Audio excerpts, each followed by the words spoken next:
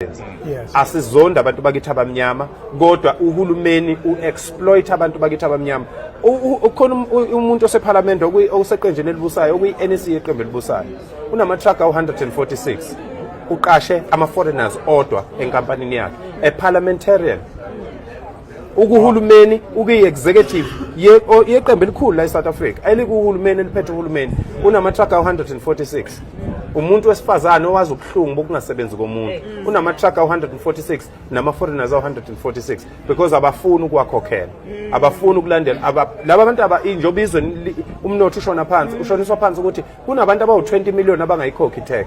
Bese thina sizokhokha i-tax engaka-ke ikhushulwe ngapha kithi ngaleyana bebaholela nge-envelope ezibrown. So ke sithi-ke zonke iy'nsizwa sicela abantu besilisa bakithi bebambe iqhaza. Sesukumile uMangobese wawuhlaba umkhosi ngisho emandulo impi yayibonwa abantu besifazane ngoba babevuka kuqala beye emfuleni befike bebonta naku kushunqa intuthu lapha shuthi khona impi ezayo begijime beyotshela obaba ekhaya. Sewuhlabile umkhosi iy'nsizwa ayisukumeke manje.